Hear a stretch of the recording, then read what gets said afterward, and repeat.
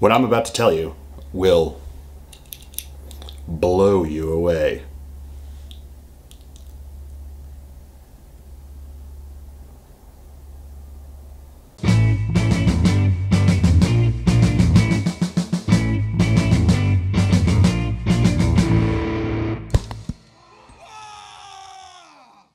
Welcome, ladies and gentlemen, to another Glacial Geek video. Today, I am coming to you here from the Geek Lair, the Geek Den, my office. I don't know. We'll have to come up with a name for what we're going to call this. Geek Central? Glacial Central? I don't know. If you have any ideas, put them down below in the comments. Today's video is going to be about the lessons that I learned while working on my Sisters of Battle project with the Army Painter when I was using my airbrush. So, part of this project was learning how to use different tools, different methods, to properly speed through the process of painting models. And airbrushing is always one of those topics that comes up when you're dealing with miniature painting, that there are plenty of people who evangelize the airbrush and say it is the greatest thing since sliced bread. A lot of other people say that you don't need it, and quite frankly, I think they're both right. Is what it comes down to. It is a tool that you can use. It is a tool that is best saved for those who have decided that miniature painting is for them. And from there, you can figure out what you want to do with it.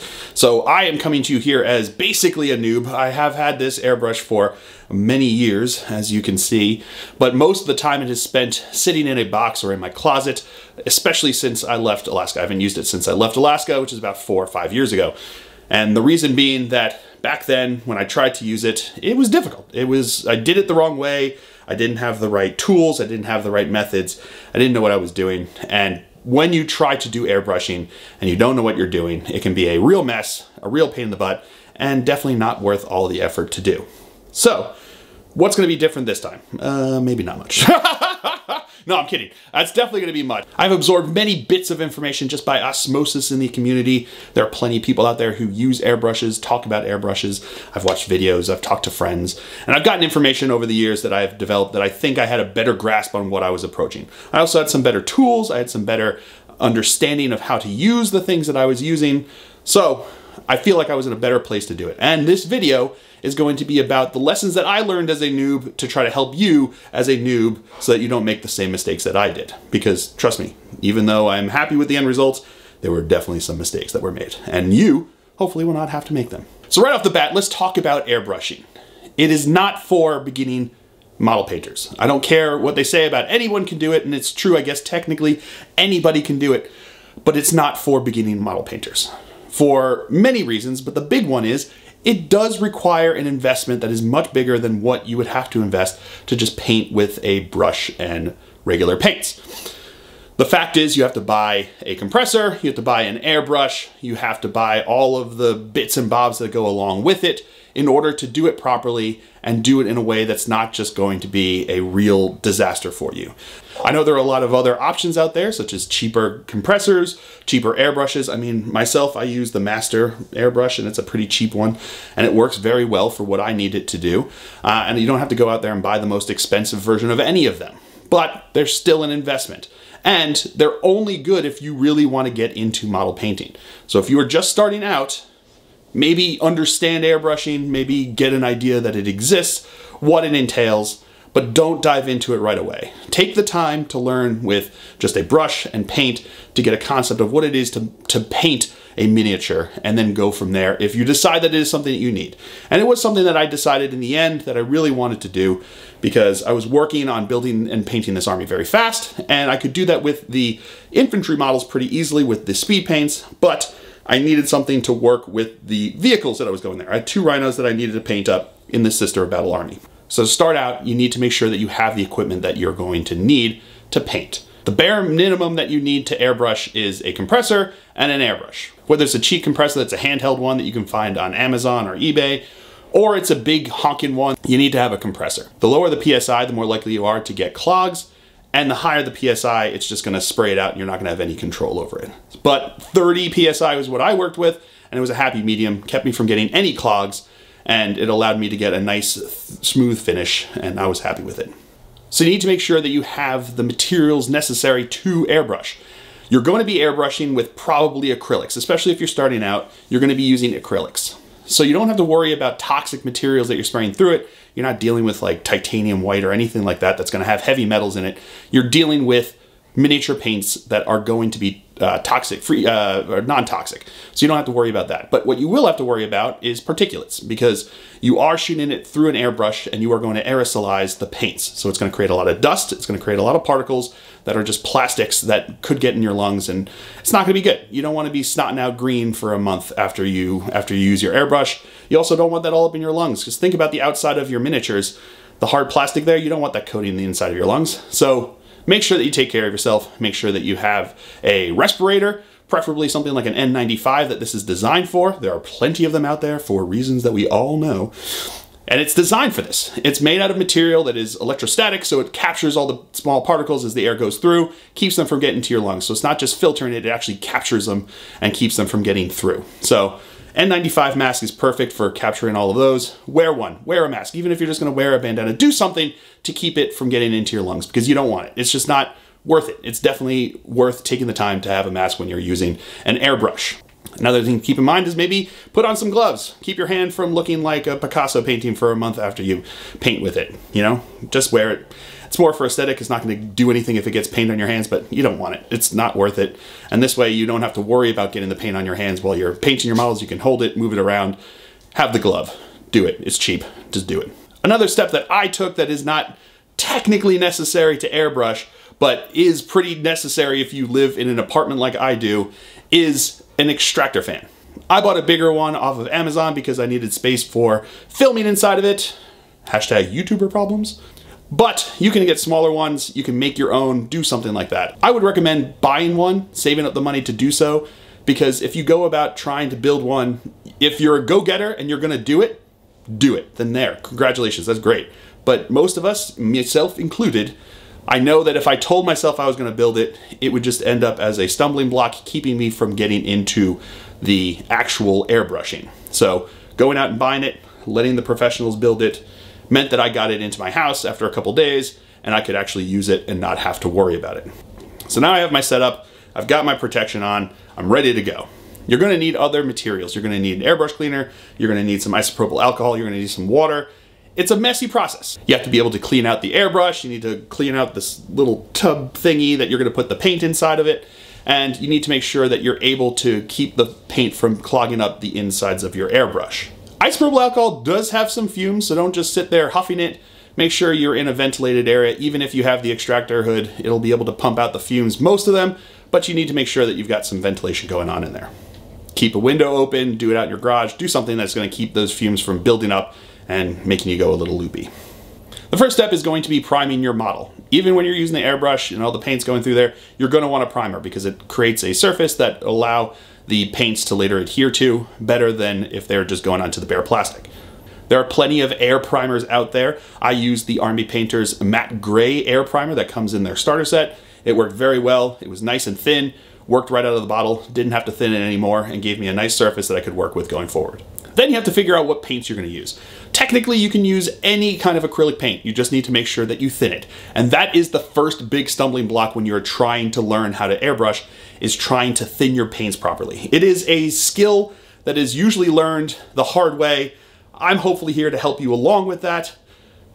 It's tough. It's very, very tough. If you are just gonna start trying to thin your regular acrylic paints, it's gonna be tough. You need to try to get it down to about the consistency of milk, but that's hard to figure out at first when you're trying to make it. Everything looks like milk when you started out there, and then all of a sudden it's too thick and clogging up your nozzle, or it's too thin and just slopping all over the place. Either which way, you need to try to make sure that you do it properly. The other option is that you use a paint that is already pre-thinned. I was using the Army Painter air paints, and they came pre-thinned in the bottle. They come with an agitator balls inside, makes it very easy to use, and they work perfectly. When I was just using the paints from the bottle inside of my airbrush, I didn't have any trouble with any clogging. It went out smooth, gave me a great surface. I was very, very happy with them. And this is where the big tips come in for you noobs out there. Make sure that you don't over thin your paints. I know that sounds crazy. Everyone talks about thin your paints, thin your paints. They don't ever talk about over thinning your paints. And you can definitely over thin your paints. As you can see here, I over thinned my paints. I thought I ruined the model. The fact was that the paints that came with the Army Painter Air paints were already thinned, and I had a friend who said, doesn't matter if it says it's thinned, you still need to thin it even more. And I tried some airbrush thinner in it, and I over-thinned it. And it just came out and slopped on there, wouldn't stay on the surface, it just pooled up. It was a mess. It was a mess. And I thought I had ruined the model, and I thought I was gonna have to start from scratch.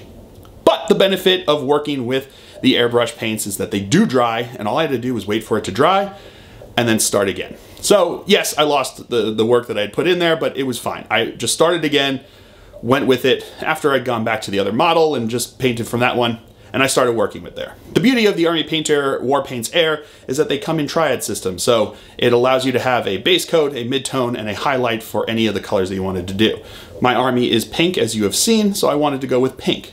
And the 3 colors that they had for it worked very, very well. They came out and looked very good. I was very happy with the grading I was getting. I was very happy with the effect that I had with it.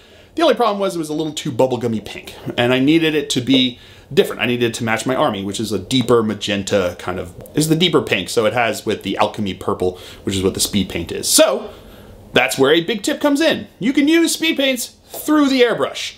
They are wonderful for it. They are designed to be thin because that's how they work when you put it on with the brush, is that they're thin, they go where they need to, they go into recesses and everything like that. They're also very highly pigmented. So it works very well through the airbrush to give you that tint, to give you that color, that vibrancy that they bring about. So I used it through there.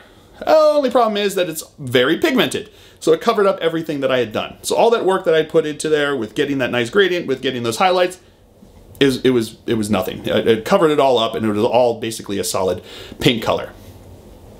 Lesson learned. Don't worry about that beforehand. Just get that as your base color down there and you'll be good to go. I thought I knew better, and I was just going to enhance the highlights of the second model and then put the color over top and see if that would just tint it down and give me the same look. It didn't. It was still just, it's just the dark purple, the dark pink there, and I knew that it's fine. A lesson learned. Don't worry about it at first. Just give that color down, get it down, make it work from there. So now I had a nice, great color that I wanted to work with, but now I needed to do some highlights. So I tried it with the mid-tone to see if I could get the medium one. It didn't really look any different. So I went straight to the highlight color that they had in the pink, and it worked perfectly. It looked great. I was very happy with the effect I was getting. I didn't have to worry about edge highlighting all of my vehicles. I had highlight, I had dimension. This was great. But this is a lesson to be kept in mind for you noobs, is that the highlight will dry down. So all of those paints are going to dry duller, they're going to dry less vibrant once the paint dries. When it's wet, it looks brighter, it looks more vibrant, and you'll get it with the airbrush, you'll be like, that looks great, that's what I want. And then when it dries, it doesn't look as white. It's not quite as dramatic, not quite as effective. I still liked the way it turned out. I was happy with it. It looks like it has dimension, it makes it look good, you have a great surface, but I wanted a bit more oomph to it. So next time I know is that what you have to do is you have to give a little more on that highlight than you think is good. So get it to a point that you're happy with, and then go a little bit more. Make it a bit more vibrant, make it a bit more bright, and then once you've got that, it should hopefully dry down to where you want to. That, I'm sure, is a skill that is learned over time to how to figure out when you've gone too far or when you haven't gone far enough, and then you can figure it out from there. So now I have this great painted model, and I'm very happy with the surface. It has dimension. It didn't take me that long, honestly. Even though I was basically a noob to airbrushing, it went along fast, it went along easy, did not have clogs, because I was using the right materials, I was doing it the right way, and I was making sure I was cleaning out my airbrush in between colors, making sure I was taking care of everything, clearing through the nozzle, getting water through there, getting isopropyl alcohol through it, to make sure that it was all taken care of and clean. And you'd think that's the end of it. But we have 2 more hints that are gonna come over here. 2 more hard-earned tips for all of you noobs out there. The first one is, when I started to paint the model afterwards with the brush to put in the details, I noticed when I put on the white over the pink, that the pink did seep it through. And that's because of the speed paints can be reactivated, and you need to be careful about that. What was a cure for that was just putting down a clear coat on top of it. Just any kind of varnish will do. It'll help you keep the separation, and you won't have to worry about it, and you can go forward with it, and it'll be fine. So just once you're done with the airbrushing part, put a clear coat over top, and you'll be good to go. Let that dry, and then go into the hand painting. So you can just go in and hand paint all of the little details that you want, and not have to worry about it.